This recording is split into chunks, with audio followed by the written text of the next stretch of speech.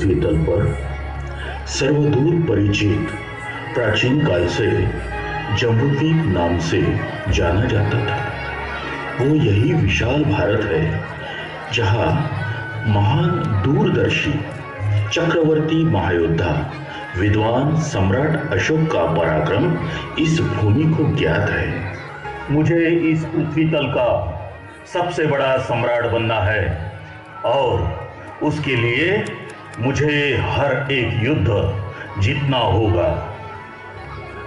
महाराज, ऐसा नहीं है कि केवल युद्ध से ही सम्राट बना जा सकता है।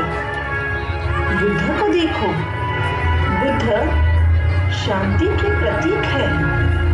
नहीं विदिशा, युद्ध से ही सम्राट बना जा सकता है और मैं युद्ध जीतकर ही सम्राट बन के दिखाऊंगा।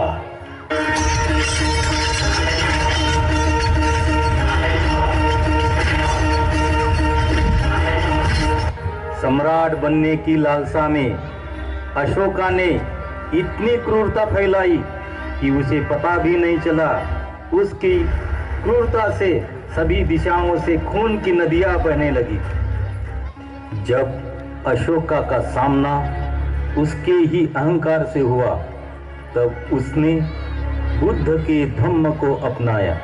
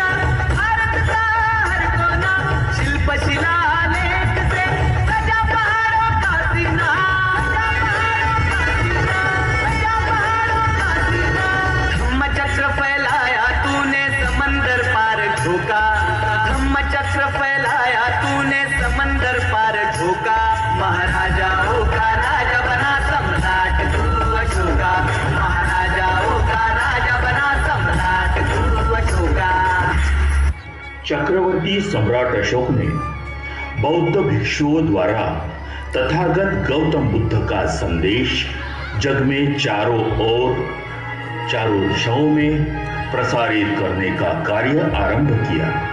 इस कार्य के लिए उन्होंने अपना पुत्र महेंद्र और पुत्री राजकुमारी संघमित्रा को इस धम्म कार्य की डोर सौंपी।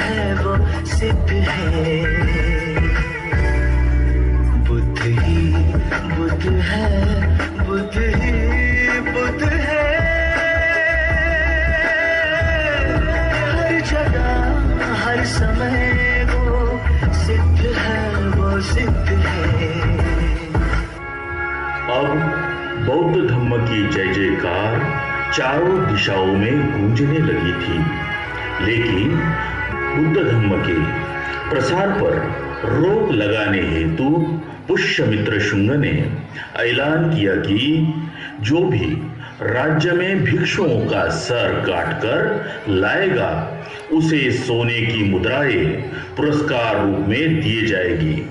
एक तरफ बौद्ध भिक्षुओं का कत्लेआम हो रहा था और दूसरी तरफ नालंदा विद्यापीठ को जलाया गया ताकि बुद्ध धर्म का कोई नामो निशान ना रहे। इस महान चक्रवर्ती सम्राट अशोक ने 84,000 बौद्ध विहारों की निर्मित करके बौद्ध धर्म को जीवित रखा और विश्व के मानव प्राणी के उत्थान हेतु यह धरोहर हमें सौंप दी। अब उसकी रक्षा और जतन करना हम सभी का परम कर्तव्य है। और आज के घड़ी में बौद्ध गया के महाबोधि विहार एक बौद्धों का है, उसमें घुसखोरी हुई है।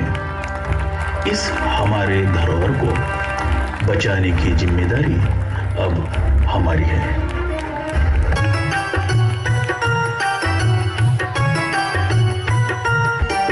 ये बुद्ध की धरती युद्ध न चाहे, चाहे अमन परस्ती। ये बुद्ध की धरती, ये बुद्ध की धरती युद्ध न चाहे, चाहे अमन परस्ती। ये बुद्ध की धरती। बुद्धं शरणं गच्छामि, धम्मं शरणं गच्छामि, संघं शरणं गच्छामि। महान भारत की जनमानव का कल्याण करता महान विद्वान प्रज्ञा सूर्य महामानव बाबा साहेब डॉक्टर भीमराव रामजी अंबेडकर इनका जन्म हुआ। और महान सम्राट अशोक ने जिस बौद्ध धर्म की रक्षा की, वही महान बौद्ध धर्म की दीक्षा बाबा साहब ने हमें 1956 में देकर भारत का संविधान लिखकर सही मायने में मानवता प्रदान की। मानवता